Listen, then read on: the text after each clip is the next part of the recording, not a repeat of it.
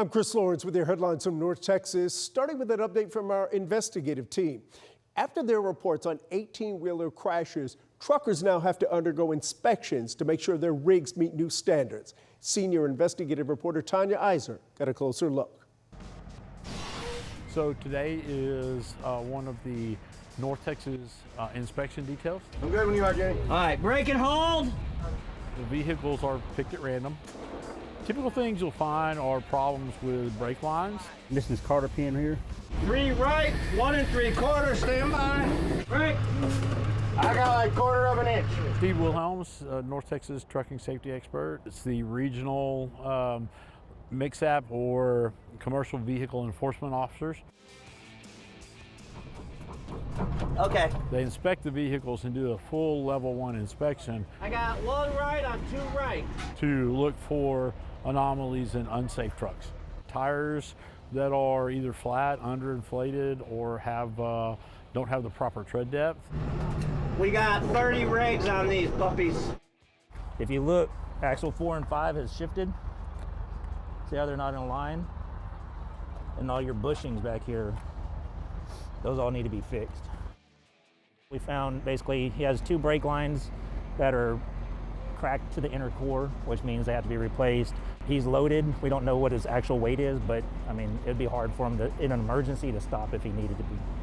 All right, so we got quite a few things you're gonna have to be fixed before you leave here. We just pull whatever comes by us, just try to make the road safer. In all, 46 trucks were inspected. Officers issued 277 violations and 16 citations. 30 vehicles and 5 drivers were put out of service. That's a 65% out of service rate. Look, those are troubling numbers to be sure, no doubt about it. And from what I've been told, what officers saw during that inspection is actually the norm, not the exception. I'm Tanya Iser, WFA News. The Cowboys will take the field Monday night for the first time since Marshawn Kneeland's death.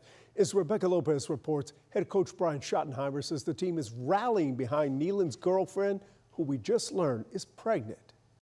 It's been one of the hardest weeks for the Dallas Cowboys, mourning the sudden death of Dallas defensive end Marshawn Kneeland. Today, head football coach Brian Schottenheimer spoke for the first time publicly, saying there is no playbook for something like this. It's been a week since Schottenheimer got the phone call, the one that made him fear something was wrong. Not long after he learned Kneeland was gone, the team held a vigil last night. Players shared stories, laughed, cried, and prayed. Schottenheimer says it was part of the healing process, a way to lean on one another and remember a young man who loved the game and worked harder than anyone. He says Kneeland's touchdown the other night and the excitement on his face are memories that they will hold close. Now I'm hurting. I'm hurting. And these guys have picked me up, and I've picked them up. And that's what we're going to continue to do because we love one another. And it's what a family does. Schottenheimer says they've had small group talks and even a team breakfast where players shared openly, saying it's both painful and therapeutic. He says the team is not moving on, but moving forward, and they will be ready to play the Raiders on Monday night. He says that's the best way to honor him, is in how they play. In Frisco, I'm Rebecca Lopez. An off-duty Fort Worth police officer finds himself on the other side of the law. Keller police told Brittany Costello he was caught going over 100 miles an hour and sped off when they tried to stop him. North Tarrant Parkway in Keller is a busy stretch with a 40-mile-per-hour speed limit. But off-duty Fort Worth police officer Nathaniel Johnson is accused of driving more than double that. Keller police say they clocked his motorcycle at Roof Snow and North Tarrant Parkway, going over 100 miles per hour in late October. An arrest affidavit says Keller police turned on lights and sirens to pull him over, but he didn't stop. Keller police used flock safety cameras to track down the motorcycle. They discovered it was registered to Johnson, who is now facing a charge of evading arrest, a third-degree felony. Fort Worth police say Johnson turned himself in last week. He's been with the department since 2021, assigned to the Patrol Bureau. The arrest affidavit says Johnson was convicted of speeding in 2023 and convicted of speeding in a school zone in 2017. The Fort Worth Police Department would not sit down with us for an on-camera interview. They say it's because it involves a legal matter. but a spokesperson did say that Johnson has been placed on restricted duty. That means he is working in a non-uniform capacity. His gun and his badge have been taken as police start an internal administrative investigation. In Fort Worth, I'm Brittany Costello. Today, business owners in Fort Worth are celebrating the installation of a new arch on the western end of the stockyards. It's similar to the iconic arch on East Exchange Avenue, but not an exact duplicate.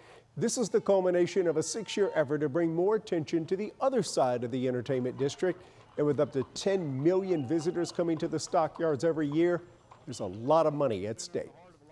A popular water park is getting a major upgrade in southern Dallas. The city just approved $2.5 million to install new slides at Bahama Beach, along with a multi-deck play structure.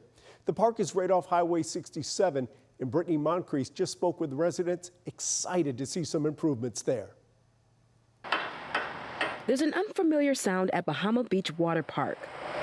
There's no water, so no splashing, just the rumble of change.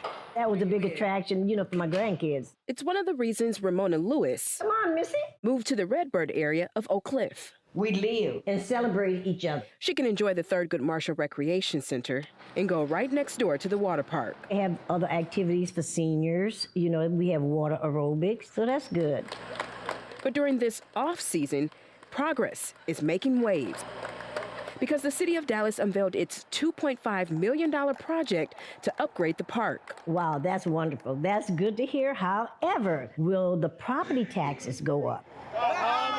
Park Board member Vinay Hammond says it'll improve the area's economy, bringing more visitors to enjoy over 55 features, including a new multi-deck water play structure. It's not going to just be your average water park. It's going to contend with some of the best in the world. We're continuing to reinvest. Park Board President John Jenkins says this comes as the city replaces 9 old community pools with 9 aquatic facilities, Bahama Beach being one of the first. Urban city with over 1.3 million people to have these type of new aquatics facilities spread out throughout the entire city, you will not find that anywhere in the country. And for Southern Dallas, this sends one clear message.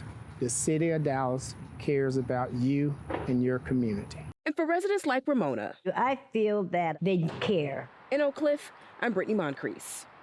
And given our summers here, you can bet they'll be put to good use. Those are your headlines from North Texas.